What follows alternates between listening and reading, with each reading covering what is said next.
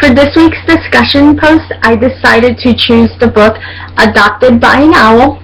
It is written by Robin French-Kenshkin and illustrated by Nick French-Kenshkin, which is her husband and a wife.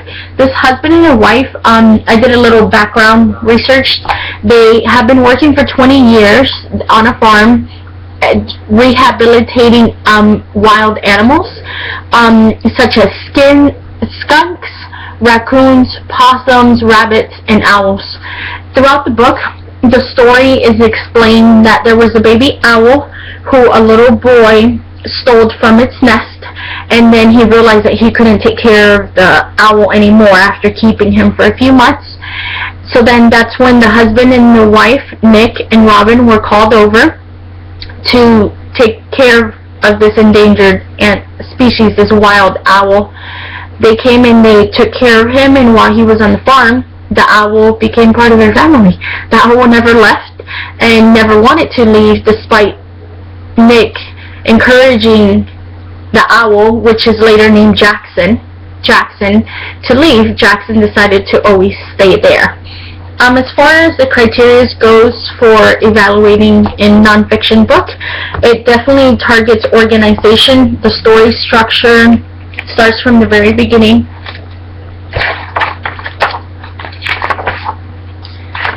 Right here tells you about the little boy who stole the owl from the nest when it was a baby. And then you're able to see here when actually Jackson takes the ride home with Nick back to the farm. And throughout the book, it just shows you how Jackson didn't get along with the other animals on the farm. He didn't like the cats or dogs. And then it shows you Jackson is always watching over Nick. Here he is in one of his favorite spots. You can kind of see him right here. He's hiding, but he's there. And he's always with Nick, always following him around. So it has a great sequence. The style, yes, it is very descriptive in its language. It provides great illustrations. You can see the pictures and the owls very, very clearly. I'm going to read you one of the pages. This is one of my favorite pages. Actually, the owl here, he was let free, but he starts coming back because he doesn't know any better.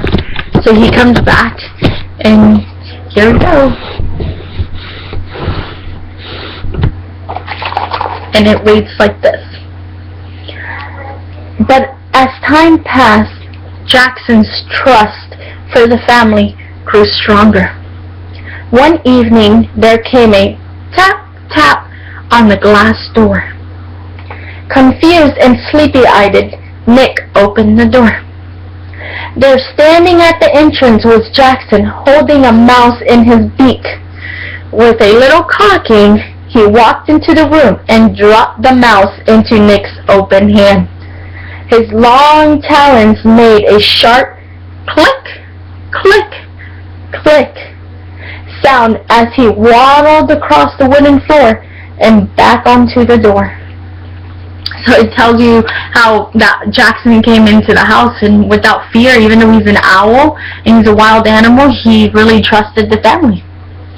And then as far as the designs in the pictures, I love that Nick actually drew all these. I do wish that it had more realistic pictures, maybe of the actual owl, Jackson, in their farm, had more captions, because as you can tell, the book doesn't provide that. It provides amazing illustrations, but it doesn't provide realistic pictures of like the actual events that happen. It is written for children, and I understand that maybe that's why those pictures were left off, but it would have been great if we could actually see realistic pictures of how Nick was interacting with Jackson the owl. In the accuracy in the information, the author, Robin, definitely qualifies to write the book because she actually experienced this in her life. It was her and her husband. Although Jackson the owl did get attached to her husband more than he did with her, with Robin, she experienced it and she lived it. So what better person to have written about Jackson the owl than her, since she lived it every day. Alright, I hope you guys enjoyed my discussion post. Adopted by an Owl. Love the book. Thanks, guys.